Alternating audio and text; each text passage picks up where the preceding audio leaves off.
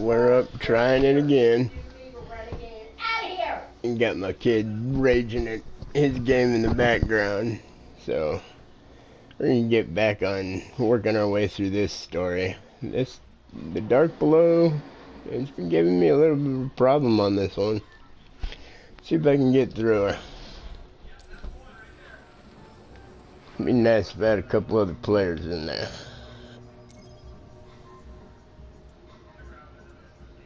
But so be it.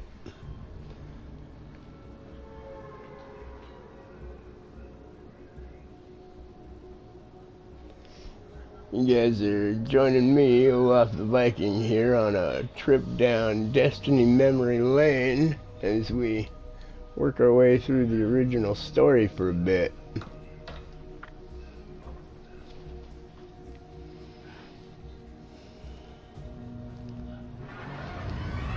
I mean, not really much else to do. Crota's generals.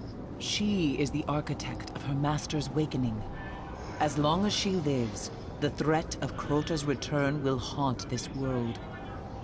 Track her down and exterminate every hive that stands in your way.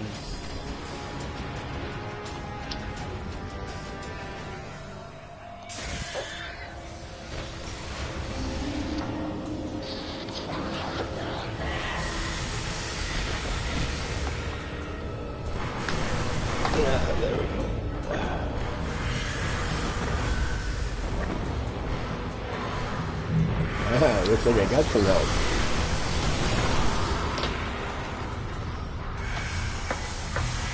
I better get up there.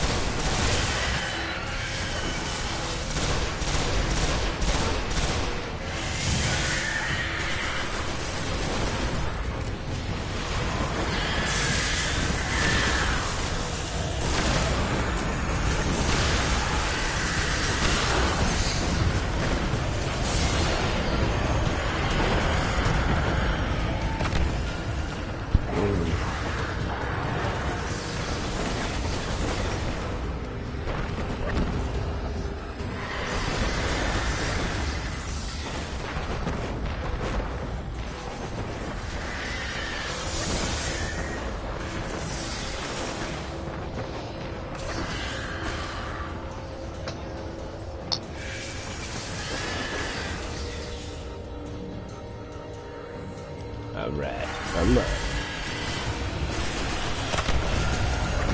right next to some cursed thrall. What the heck?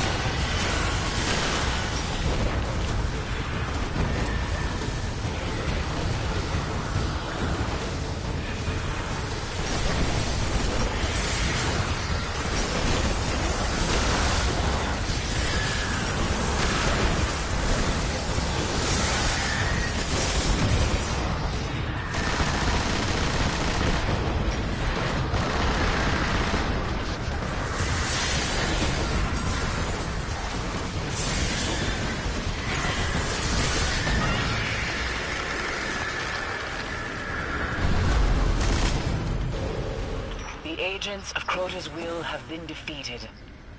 The Hive will not take this transgression lightly. But you, Guardian, have given them something new to fear.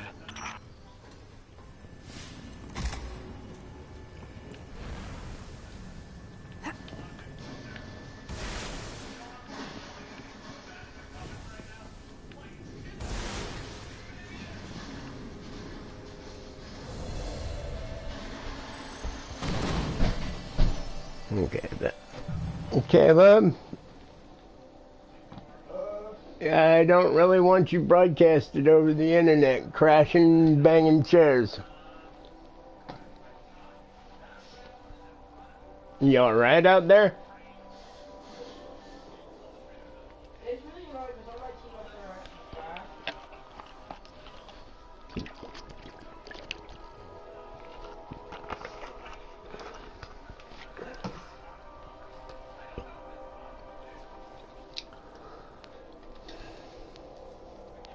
Yeah.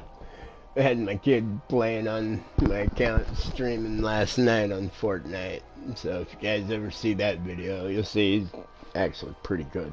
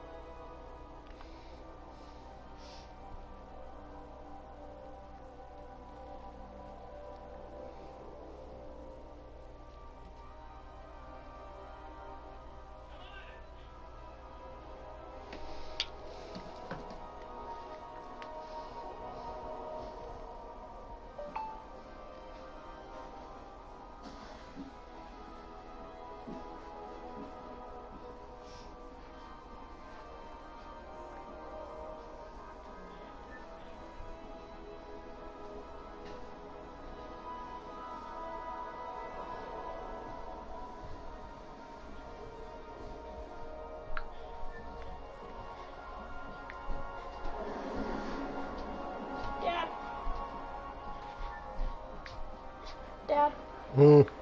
you know what? Hmm. I don't want to send you off.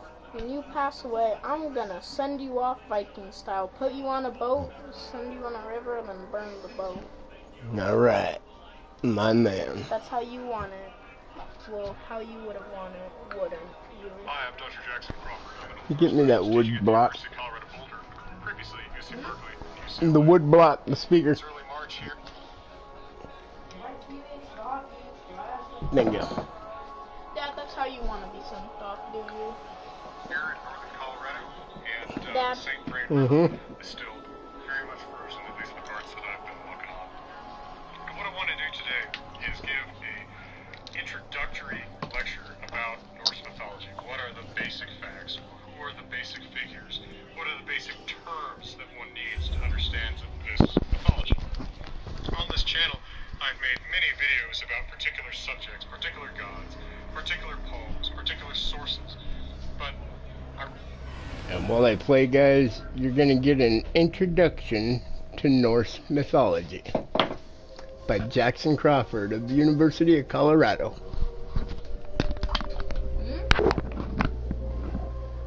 realize that I've never done just an intro for someone who is just starting to get into it or who wants to know the basics of what we really can know from our medieval sources.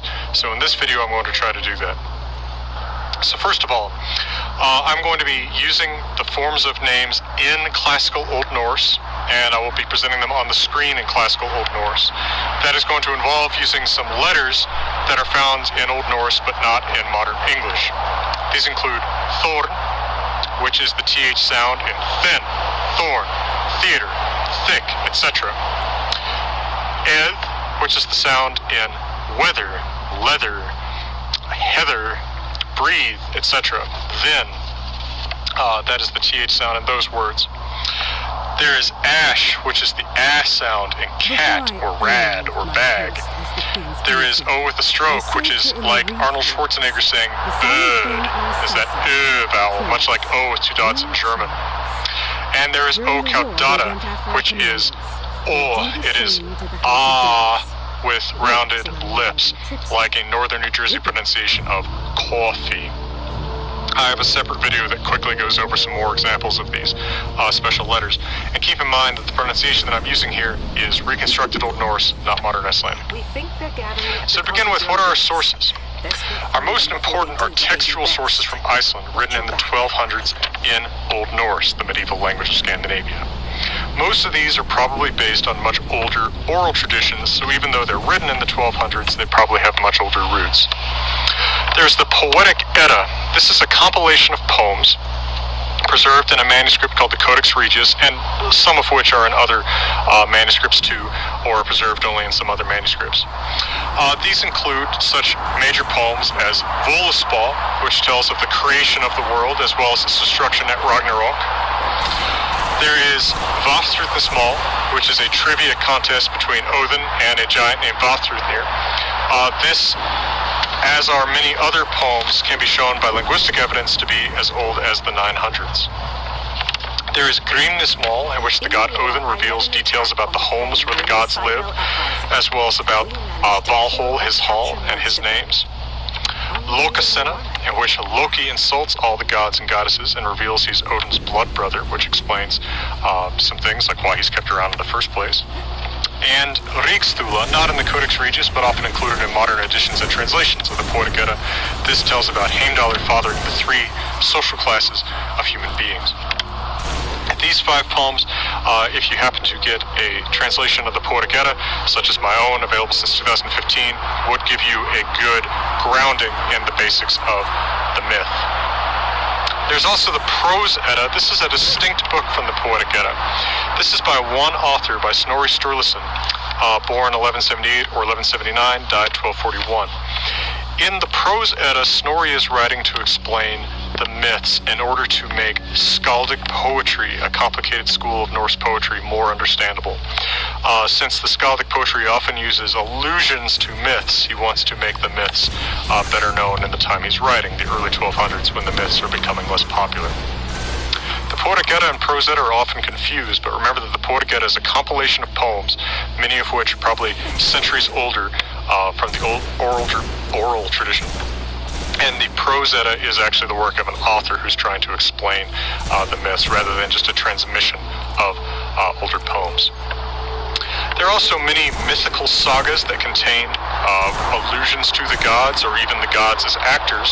Gautrek's saga contains a scene in which a man is sacrificed to Odin, symbolically at first, but later very literally.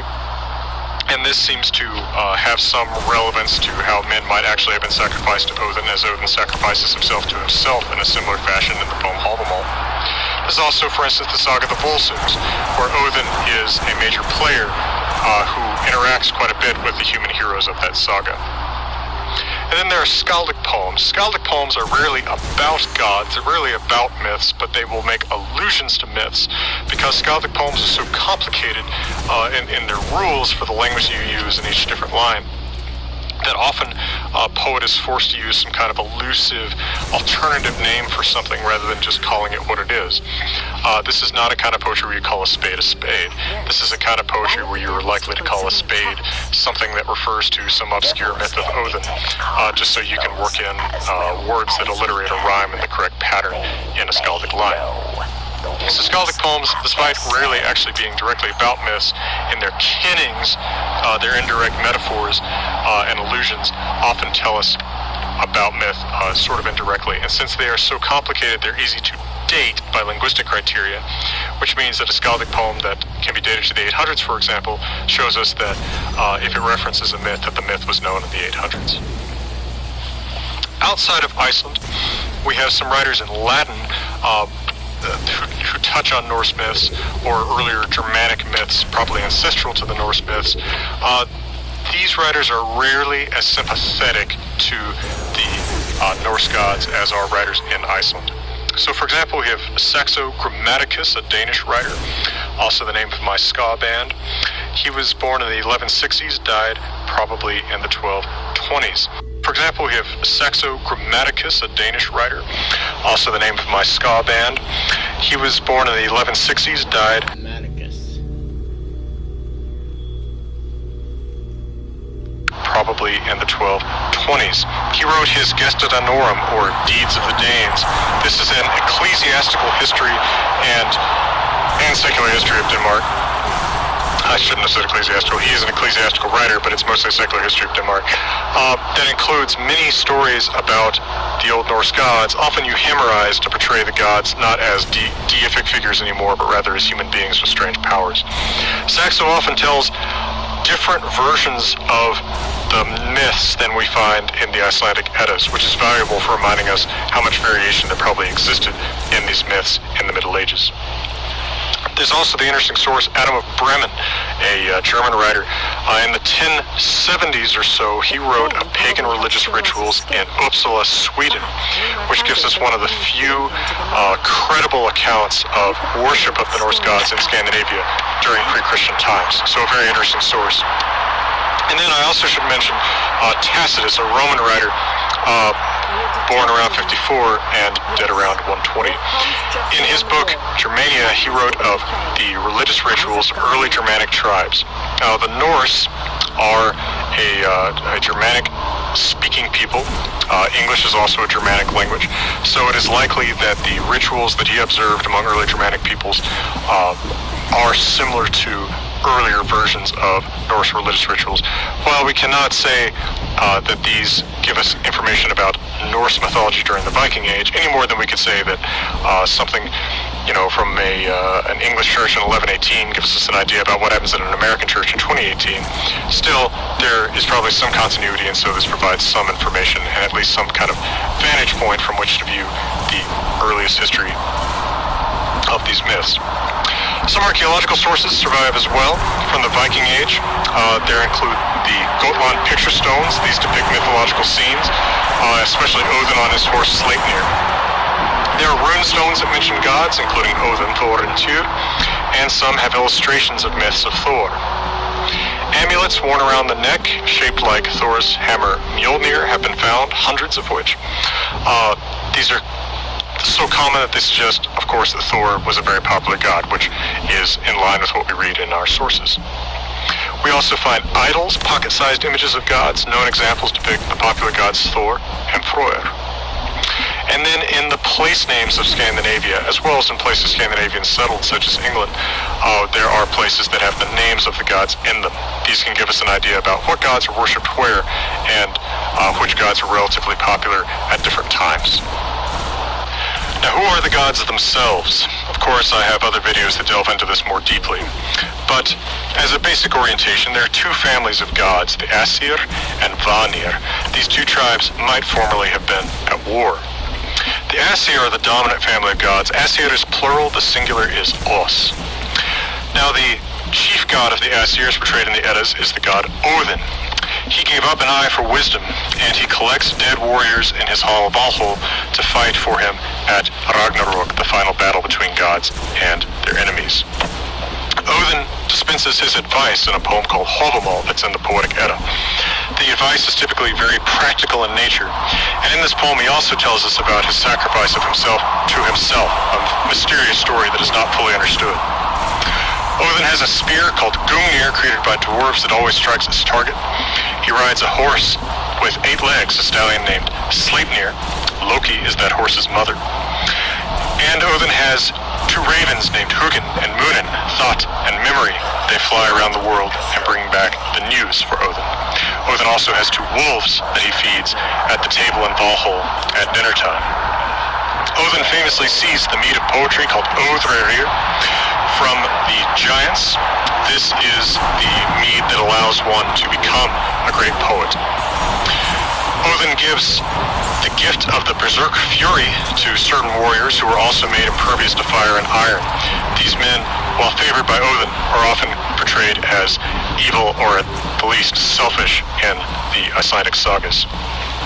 Odin takes many names in disguise, such as Bolverker, evildoer, Horbarður, graybeard, and others that portray either his personality or his appearance, which is that of a one-eyed man, often dressed in gray, sometimes blue, often with a hood or a wide-brimmed hat on his head, and of course, one eye. Odin has a son named Vidar, who will avenge Odin by killing the wolf Fenrir at Ragnarok, and I'll come back to Ragnarok. Odin's wife is Frigg. With her, he has his son Baldur and Hodr, probably. I'll come back to them as well. But Odin's most famous son is Thor. Thor is the protector of humans and gods. He is often out fighting the Jotnar, or giants, and he is very often tricked in stories about him. One poem in the Poetic Edda called Horvarsjóð depicts an insult battle between Odin and Thor. Another, Hymskvida, tells the story of Thor fishing for the Midgardsormr, or Midgard serpent that encircles the world. This story is also in Snorri's prose Edda. In the poem Thrymskvida, Thor loses his precious hammer, Mjolnir, and he must dress as a bride to get it back. And in the poem Alvismal, Thor tricks a dwarf into reciting Skaldic kinnings until the dwarf dies. I've alluded to Thor's hammer, Mjolnir.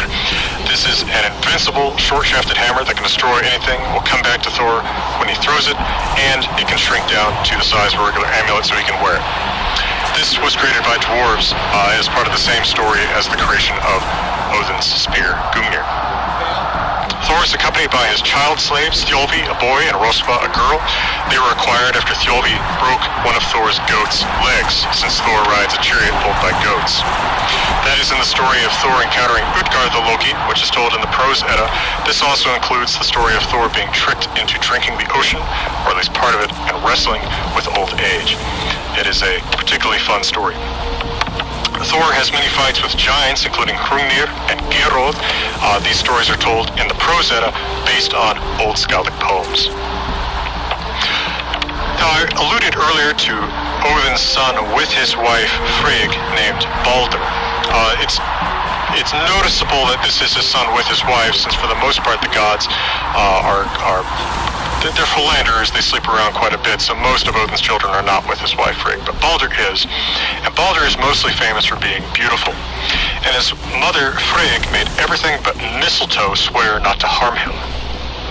However, in a poem called Baldur's Draumar, included in my translation of the Poetic Edda, Baldur dreams that he dies. Odin goes to hell to find out what's going on, or what is about to go on, and the story is confirmed. And sure enough, soon, Baldur's blind brother Holder is tricked by Loki into killing Baldur with mistletoe, the one thing Frigg couldn't get to swear to not harm Baldur because it was too young to swear. However, Odin leaps into action and sleeps with a woman. He sleeps with Rindr, having a son Voli, who kills Holder in vengeance for Baldur, while Holder is still just one night old. Now this figure Loki, who causes the death of Baldur, he lives in Olskardr, and he's often a sidekick to Thor, but he will fight the gods at Ragnarok. So a figure of mixed moral value, if you might say. He is married to Sigyn, but his most interesting children are with a Jotun woman named Angrboda. These three children are Fenrir, a wolf who was chained up after biting the god Tyr. He will kill Odin at Ragnarok. There's also Hel, who presides over the world. Hel, which is where most of the dead go, except those who die in battle. She is apparently half alive and half dead in appearance. The judge from Snorri's comment that she is half flesh-colored and half blue, which is the color of corpses in Old Norse. There is also the Mithgar's Ormur, or Jormungandr, a dragon or serpent that encircles the world where humans live. It is fished for by Thor, as I alluded to earlier, from the Poetic Edda in the poem Hemiskviða, as well as in Snorri's prose Edda. Now, Aesir men often sleep with Jotun women. In fact, Thor's mother is a Jotun, or giant. Vidhar's mother is a Jotun, or giant. Loki is a little bit different. He actually has a father who is a Jotun or giant, and his mother is a goddess, or one of the Aesir. So that's a little unusual, and seems to explain a little bit of his strange social status within the gods. Now, there is also another family of gods, as I alluded to, the Vanir. These seem to be somewhat subordinate to the Aesir, and originally from a different realm. The oldest of these is Njordr. He is a god associated with the sea and with wealth. He is married to Skadi, a woman who was originally a giant or Jotun, but she is considered a goddess after she marries Njordr, because the gods are not a different species from the giants. They are different rival families. Njordr also has children with his sister, including Freyr, a son. This is a god associated with fertility and agriculture, and a daughter, Froya. This is a goddess associated with love and beauty. Often she is craved by the god's enemies. Heimdallr may also be a Vanir, at least according to a hint in the poem Thrymskvida. He is the guardian of Olskardr, the world where the gods live, and he will announce Ragnarok when that great final battle comes. He also fathers the social classes of human beings, as I mentioned earlier in the Poetic Edda in the poem Ríkisþula. Now, I mentioned the giants before. Again, keep in mind, not a separate species, not giant blue people. These look like the gods, and they're not necessarily bigger than they are. They live in a different place in Jotunheim, but they very, very frequently mate with the gods and even marry them. And a Jotun woman who marries a god becomes considered a goddess. And then there's also, speaking of mythological creatures, I should not go without mentioning the dwarves, who are fantastic smiths created from maggots in the body of the earliest living being, Ymir. It is the dwarves who create such wonderful magical items as Thor's hammer Mjolnir and Odin's spear, Gungnir. Now, as to the cosmology, the places and times of Norse myth, there are said to be 9 worlds. The word that is really used is Heimar, cognate with the English word home. And of course, we need to remember that this is not a time when people are thinking about planets, but rather really about realms, different sort of vague places with vague geographical relations to each other. We don't actually know the names of all of these 9 worlds or realms, though, because only 4 are ever important in the stories that we read. 9 is a sacred number in Norse mythology, so that is probably why there are said to be 9 worlds or realms. Humans live on Mithgarðr, literally middle enclosure. This is surrounded by an ocean in which lives the serpent Mithgarðsormur, or Jormungandr, and also by an eyelash fence made from the eyelashes of the first living thing, Ymir. The gods live in Olskardr, Aesir enclosure. This is a sacred place where blood cannot be spilled, which often has an effect on the stories of the gods. In Olskardr is Valhall, the Hall of Odin. This is where dead warriors fight every day, training to help Odin at Ragnarok. It is the Valkyries, or in Old Norse, Valkyrior, plural, women who choose and bring the dead warriors to Valhall to fight for Odin. Another place associated with Asgardr is Bifrost. This is the Rainbow Bridge to Asgardr.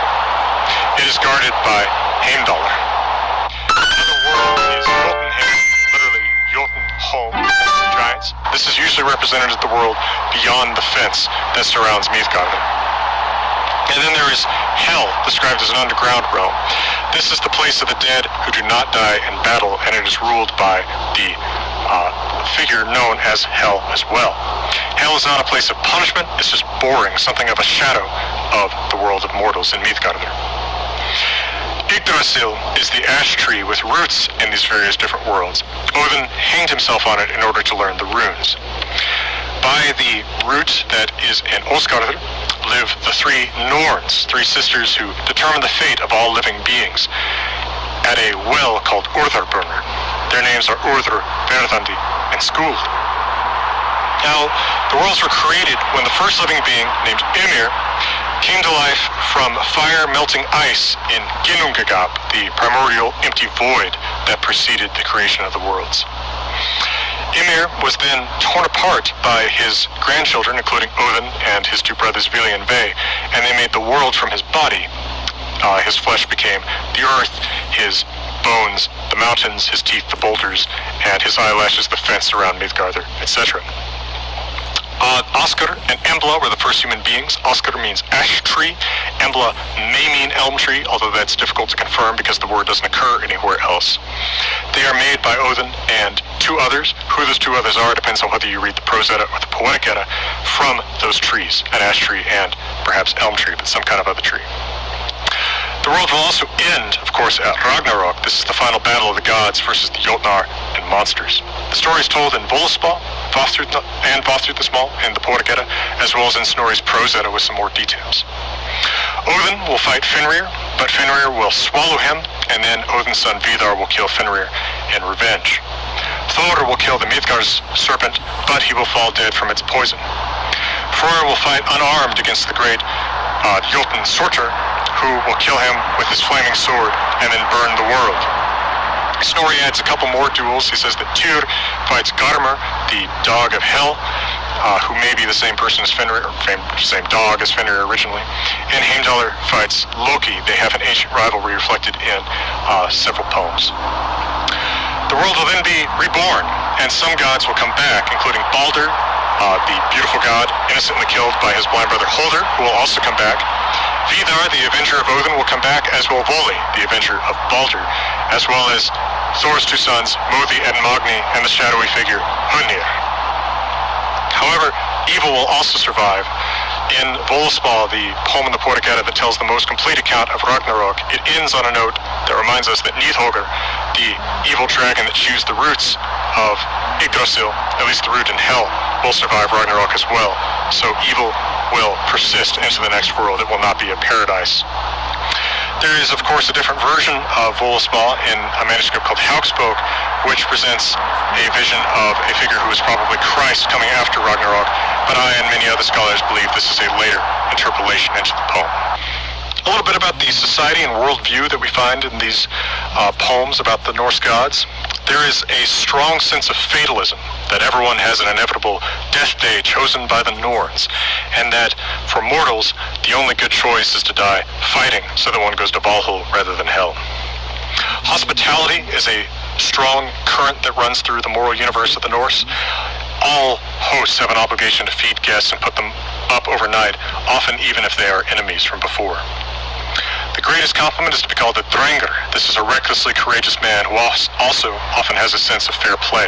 The opposite of drengr is argr, implying weak, cowardly, and effeminate.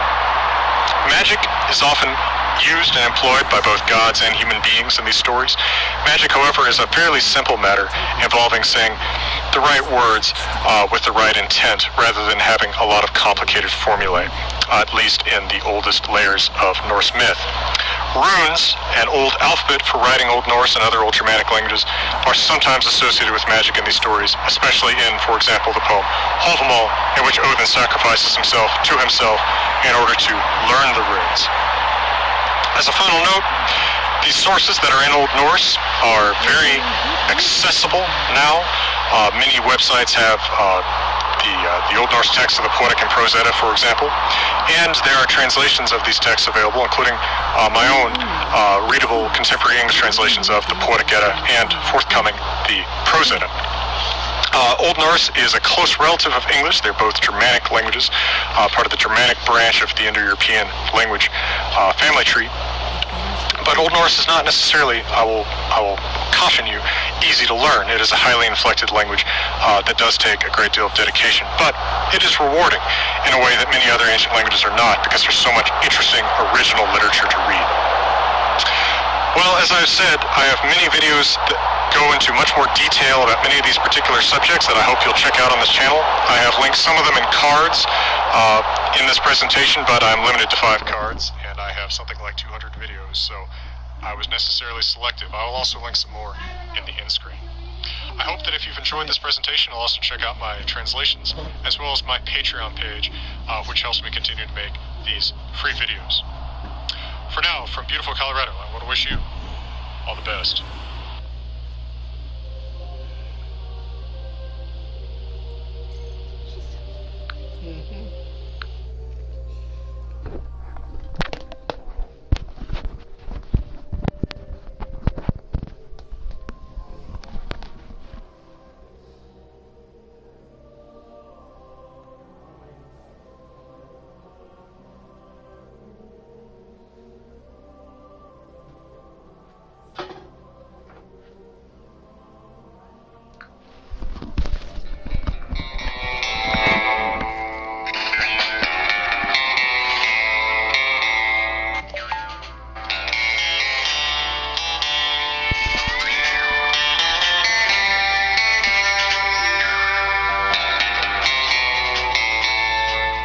Norse specialist Dr. Jackson Crawford.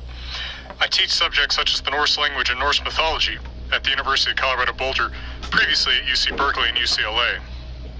Today, what I want to address are 5 of the biggest misconceptions that I encounter whenever I am teaching Old Norse in a classroom environment or presenting about Norse mythology, language, and related subjects on the internet on my YouTube channel. So, in order, number 5, Thor and Loki are brothers. And here on the screen I'm spelling Thor as it is spelled in Old Norse. That letter that looks like a P is the letter Thorn and stands for the TH sound. This is a misconception that has arisen, as far as I can tell, largely from the Marvel comic books and the Marvel Cinematic Universe. Somehow, as soon as something is part of a movie, that becomes just the accepted story to the broader culture. Think about how the 10 Commandments reshaped how people think about the Moses story.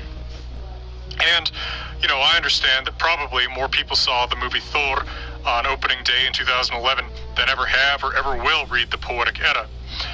But, you know, and at the same time, I also don't expect every single fictional reimagination of these stories to hew to every single detail that's in the Eddas, our medieval sources. But this one has become so prevalent to the point that I have been quoted in interviews in the press as if I had said that Thor and Loki were brothers by someone who heard me mention Thor and Loki and just inserted the word brothers. Just from, I guess, this ambient cultural fact, even though I had never said it. But anyway, Thor and Loki are not brothers. Thor is the son of Odin and the giant Jord, or Earth. Note that his mother is not Frigg. And Loki is the son of a giant or Jotun man named Thorbati and a goddess named Laufey. Also in the Marvel Cinematic Universe, Laufey is reimagined as, I forget how they say it, Laufey or something, which is actually a giant and his dad. Which brings me to the number 4 misconception. The giants and gods are 2 different species. This is completely alien to the way that the universe of the Norse myths is actually set up. The giants and gods are certainly rivals, but they seem to look the same. Many of the gods actually are giants if we just follow our own ideas about genetics. Tyr, for example, seems to have two parents who are Jotnar or giants. Odin's mother is a Jotun or giant. Thor's mother is a Jotun or giant. Many of the gods marry giants. Njordur and Freyr do. Thor and Odin have affairs with giants. In general, giants are not said to be any different looking. Occasionally, a giant will be particularly ugly, but then they also don't use the typical word for giant, Jotun. They use a word like Thors or Troll. And in fact, the very translation of this term Jotun for this family of beings, these rivals of the gods, is not very appropriate because it does not mean anything like giant or huge or massive in Old Norse. In fact, it is distantly related to the root for to eat, so, the consumers, the big eaters, something like that. So when you imagine the gods and the giants fighting, imagine two rival families, many of the members of both of which are brothers, sisters, lovers, and parents and children. Number 3 misconception. There is a god of everything. So Thor is god of thunder. Often people say Loki is god of fire. People say Freya is goddess of love, or sometimes following often people say Loki is god of fire. People say Freya is goddess of love, or sometimes following a mistake Snorri makes, they say Sjöfn is goddess of love. But really, if we look at the Eddas, our medieval sources, these god of titles and roles are practically meaningless. The gods do not so much have roles or domains that they specifically seem to control that exclude other gods. They really seem more like personalities than roles. Thor, for example, in none of the stories that are preserved does anything with thunder or storms. Loki doesn't do anything with fire. A lot of the association of him with fire comes actually from a similar looking word, Loki, which means flame, but which is not related to the name Loki. Sometimes these ideas about who's god of what actually come from the Roman interpretation of these deities. For example, since Tyr was set up with Tuesday from Old English Tuesday, Tu being the Old English equivalent of Old Norse Tyr, that is the day of Mars in the Latin tradition. So some people have postulated then that Tyr must have been a god of war. But there's no god who seems to be the god of war to the exclusion of any other god. In fact, if I were to call any god the god of war in Old Norse, I would say that it has to be Odin, since he's the one who foments war and decides the outcomes of battles. So, although these labels can help us remember some of these figures and their names, it is really much truer to the original source material to remember the gods as personalities, as a ruling family that feuds and has some special powers and some special items, but that don't just fall into a job description. All right, misconception number 2. For every name mentioned in Norse mythology, there is some kind of explanation for who this person is or what this thing is. And unfortunately, this is far, far from true. Probably more than 3/4 of the names that are mentioned in passing in, say, the Poetic Edda have no further information about them, or only a little tiny bit of further information about them. So, for example, there's a dwarf that Odin very briefly mentions in the poem Havamal, his poem of wisdom, a dwarf named Þjóðröðr, and he's never mentioned again. People get intrigued to say, who is this dwarf who apparently had some dealings with Odin, but there's nothing further to be said about him. The poem Völuspá in Skama, the short Völuspá, hints that Loki once ate a woman's heart that he found on a burning tree, and then after this he gave birth to various evil beings. We don't have that story. Heimdallr is said in that same poem, and also in a poem that Snorri quotes in the Prose Edda, to be the son of 9 mothers. We have no clue what that means, who these 9 mothers were. Well, actually, I think their names are given in Volspal and Skama, but how did they give birth, all 9 of them, to him? You know, was it one each at a time, or did each one give birth to a different part of him, or impossible to say. So there's a lot of mysteries out there that we just can't answer.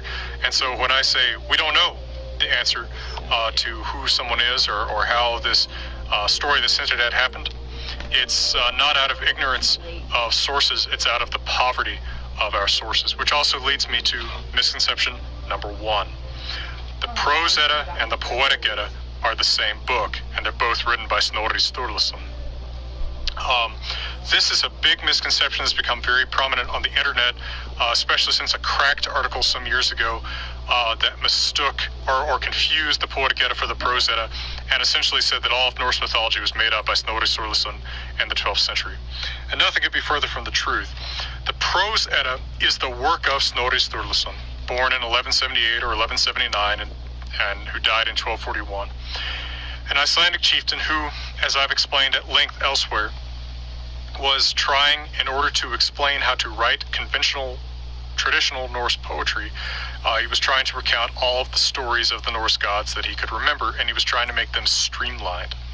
He knew many poems that have been passed down in the oral tradition from the Viking Age, and he quoted them and sometimes rephrased them. And many of those same poems are also preserved in the Poetic Edda, which is an anthology of poems that aren't related to each other. The Poetic Edda is also written in the 1200s in Iceland by an anonymous hand, and these poems that are in it are basically like a random iTunes playlist of just unrelated poems about different gods. You have Volspal about the creation and destruction of the world, followed by Hálfamal, which is Odin's wisdom, followed by 2 more poems about Odin, where he confronts different beings and exchanges wisdom or gives them wisdom. Then we have a story about Fjord, then we have some stories about Thor, and on and on. But the Poetic Edda is not the work of one person. It is largely, probably, poetry passed down in oral form until it was written down in the 1200s by someone who happened to either have oral versions of these stories prevalent in the community or who had a written example. And we know that the main manuscript of the Poetic Edda that we have, the Codex Regius, was copied in 1270 from an earlier written source written in about 1200, but that source from 1200 is probably based on oral tradition. So Snorri is, in a sense, a secondary source. He is also interpreting things that have come down from the Viking Age, whereas the Poetic Edda is much closer to a primary source. It is actually written copies of things that might have existed in some similar form on the lips of speakers during the Viking Age before the conversion of the Scandinavian countries to Christianity. So these are my big 5 misconceptions about Norse myth. There are many others, but these are the 5 that I think I encounter the most and that I have to sort of squelch the most at the beginning of a class or in my various different videos on this YouTube channel, which I hope you'll check out. I think there's more than 250 now covering many topics in Norse myth and also in the Norse language and in sagas and things like that. I've also translated the Poetic Edda, which I've just been alluding to, our excellent anthology of Viking Age poetry about the Norse gods written down in the 1200s. I've also translated the Saga of Volsungs and the Saga of Ragnar Lothbroken. Alright, I'm back. Here we go.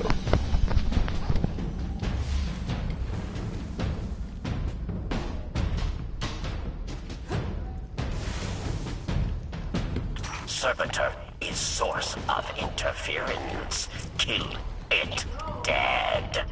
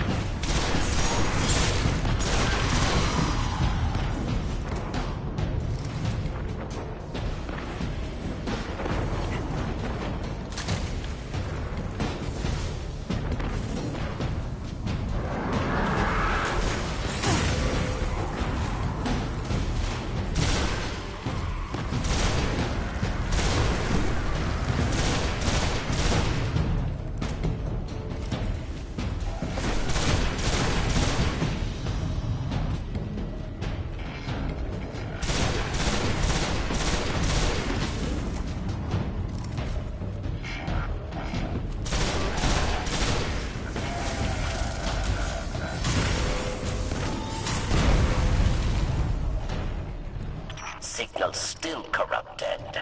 Wolves must have second servitor. Push forward. Find the source.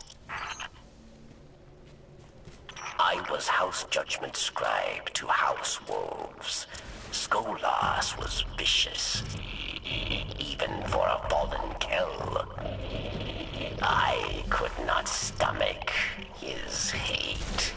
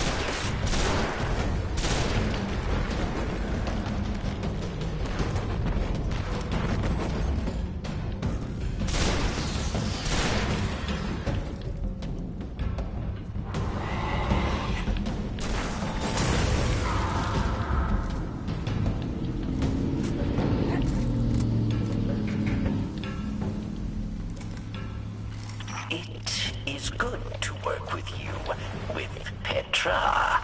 All that are fallen are not lost, yes?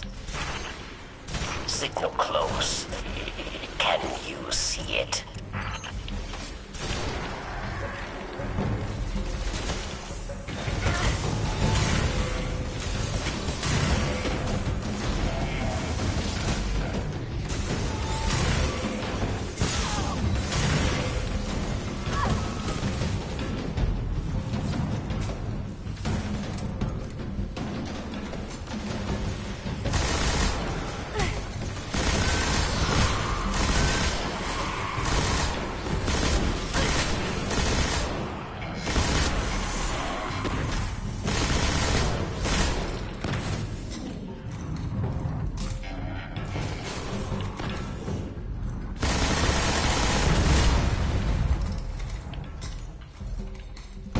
Excellent.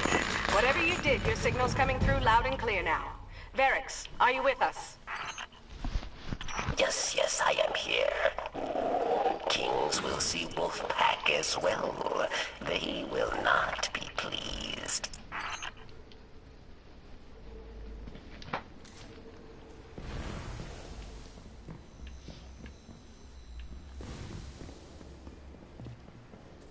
The wolves are approaching an old command center beyond the rocket yard. That must be where the kings are hidden.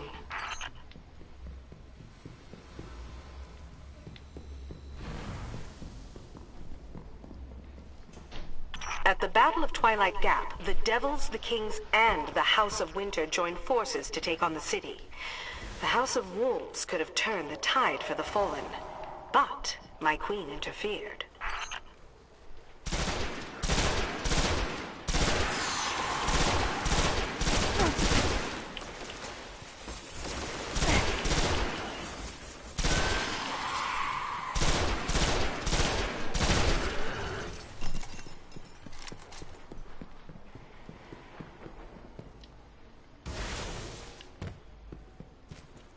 You are here to deny Skolas House Kings.